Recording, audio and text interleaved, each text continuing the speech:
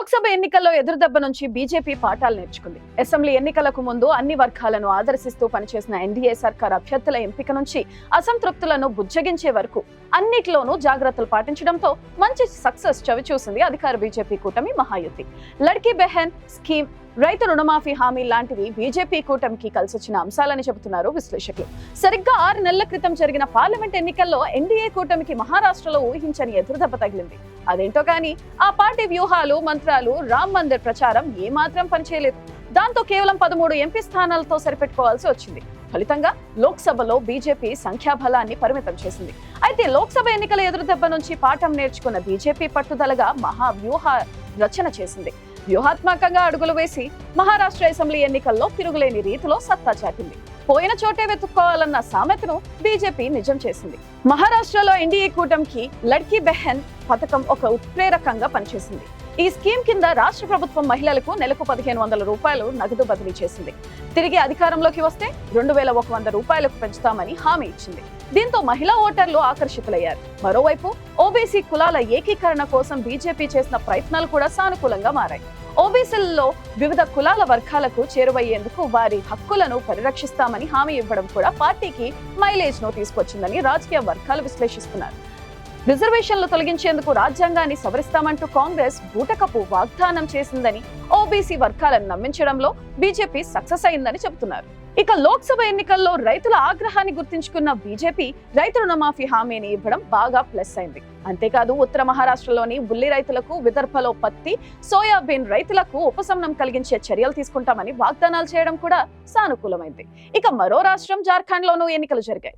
అక్కడ వరుసగా 2 సార్లు ఒకే పార్టీ కూడా విజయం సాధించలేదు. కానీ 24 ఏళ్ల ఆ రికార్డును బద్దలు కొట్టి హేమంత్ సోరెన్ వరుసగా 2వ విజయం సాధించి సీఎం పగ్గాలు చేపట్టబోతున్నారు. జార్ఖండ్ లో ఈ నెల 28వ తేదీన కొత్త సర్కార్ కొలువు తీరబోతుంది.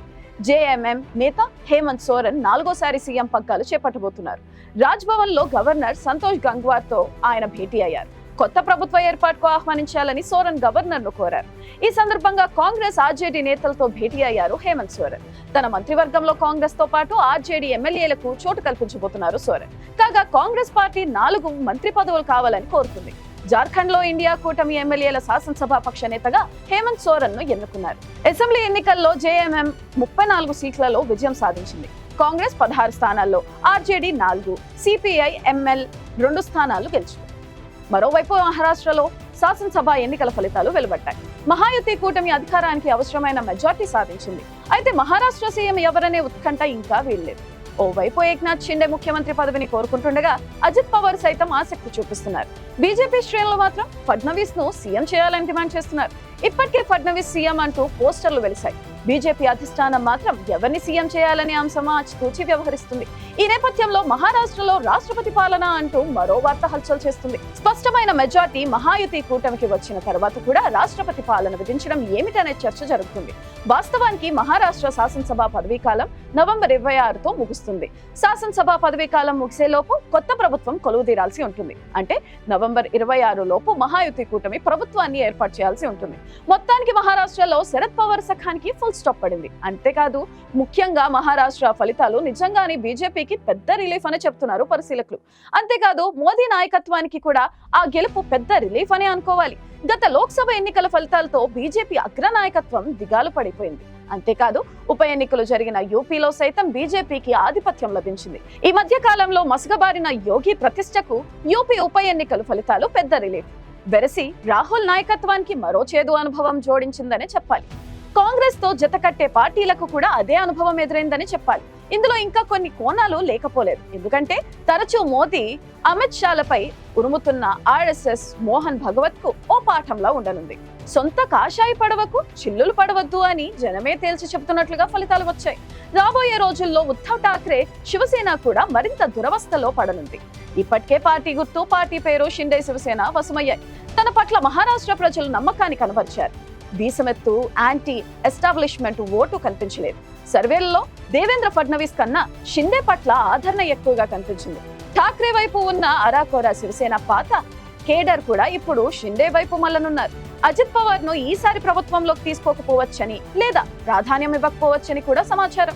ఒకవేళ అదే జరిగితే బీజేపీ తప్పుల పాలవుతుంది. ఎందుకంటే కలిసి పోటీ చేశాం కదా, మమ్మల్ని విడిచిపెట్టి మీ సిద్ధాంతాలకు బద్ధ వ్యతిరేకులైన కాంగ్రెస్ ఎన్సీపీలతో ఎలా కలిశావు అని కదా బీజేపీ పదే పదే ఠాక్రేను విమర్శించింది. ఇదేం స్నేహధర్మం అని ప్రశ్నించింది.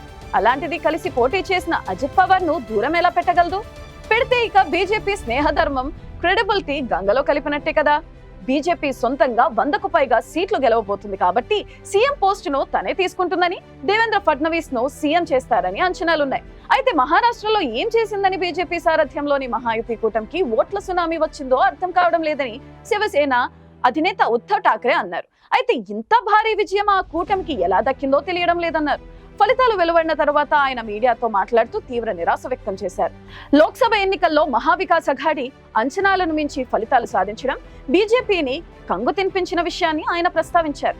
కేవలం 4 నెలల్లో పరిస్థితులు ఇంతలా ఎలా మారిపోతాయా అని సందేహం వ్యక్తం చేశారు. రాష్ట్రంలో రైతుల దుస్థితి, నిరుద్యోగత వంటి సమస్యలను ఎన్డీఏ పరిష్కరించిందా అని ప్రశ్నించారు.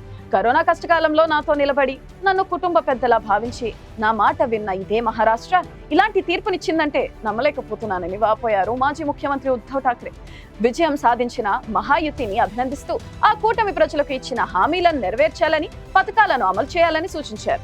తాజా ఎన్నికల్లో ప్రజలు అభివృద్ధికే పట్టం కట్టారని ప్రధాని మోదీ అన్నారు. అబద్ధాలు, వంచన రాజకీయాలకు పాల్పడిన కాంగ్రెస్, దాని మిత్రపక్షాలు మట్టి కరిపించాయని విమర్శల వర్షం కురిపించారు. ఇకపై మహారాష్ట్ర అభివృద్ధి పథంలోకి దూసుకుపోతుందని అన్నారు.